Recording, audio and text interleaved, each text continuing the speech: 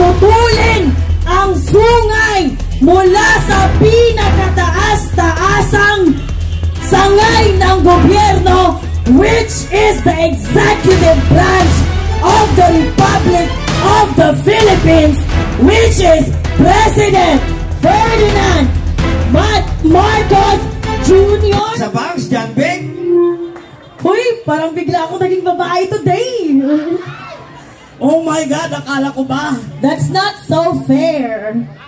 But anyway, I was just so starstruck kasi imagine a 27 years old Gen Z, right?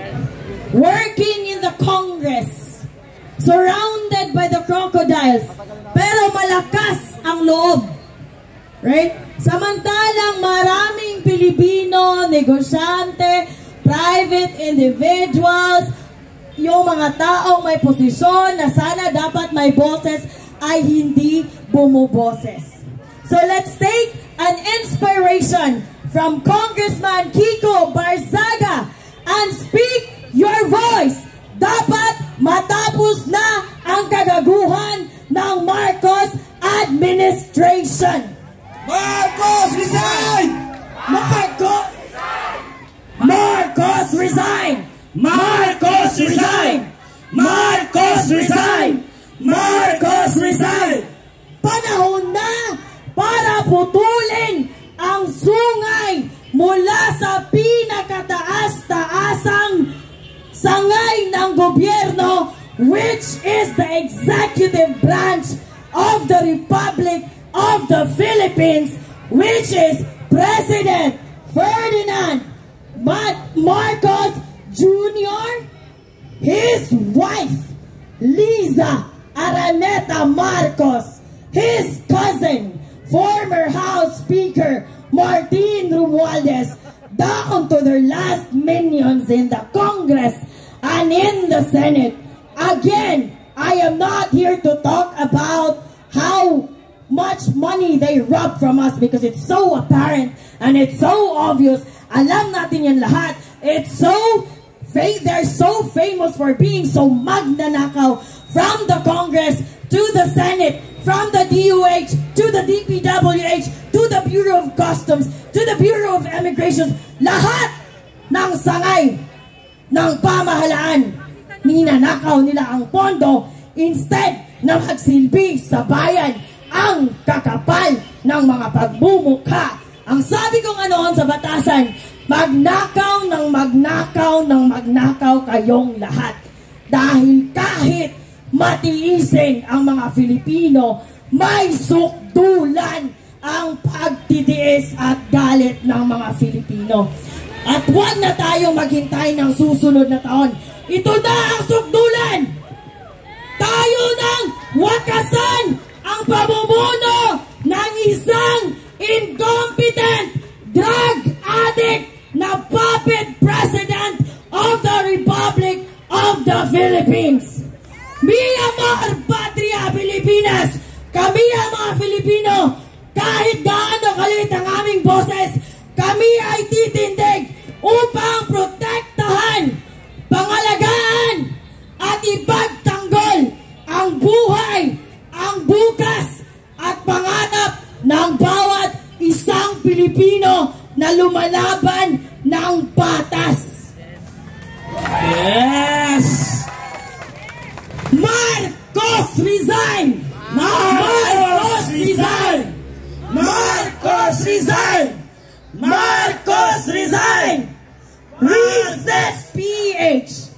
Lahat ay dapat mag-resign. Kongreso, Senado, Pangulo. Lahat ng may kabulastugan sa pagsiserbisyo publiko, lahat dapat mag-resign. They have every obligation to restore the public trust of the Republic. Yes. Dahil trabaho nila yon. We are not asking for too much. That is exactly their role as a public servant. We should normalize demanding for something that we deserve dahil tayo ang magpapasweldo sa bawat isa sa kanila. Tama! Mag-special shoutout tayo. Boyeng Rimulya! Putang ina mo ka! Ang banal ng pangalan mo! Pero asal demonyo ka! Tama! Tama!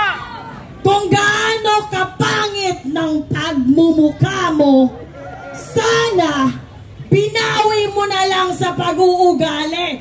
Pero kinota mo ba? Mahihiya maging si Satanas sa'yo. You will fucking dethrone Satan himself because you are so fucking evil. Now, ito ang babala ko sa lahat ng mga politiko. Yes, the numbers here are not overwhelming. But alam ko, you are so fucking scared.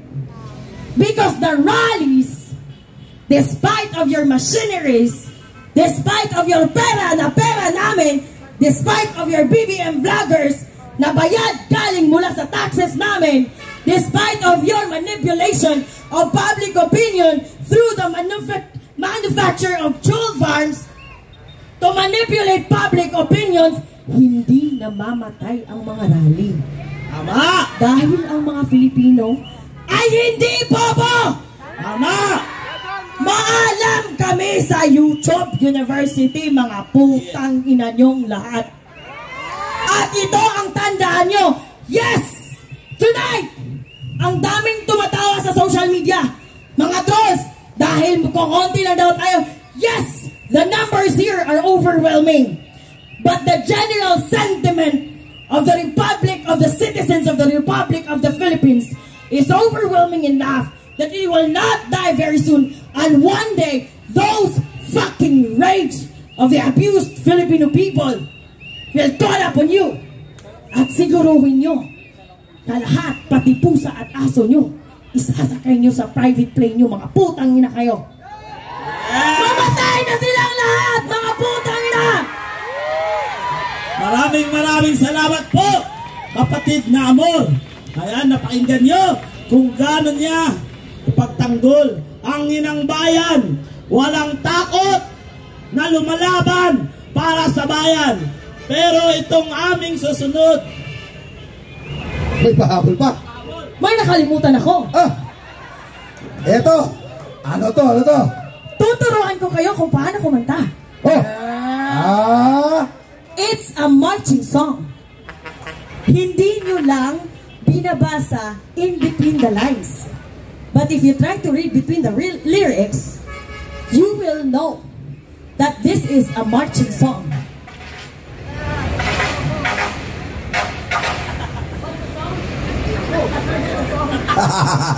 I forgot the song. I meant the black. Let me see.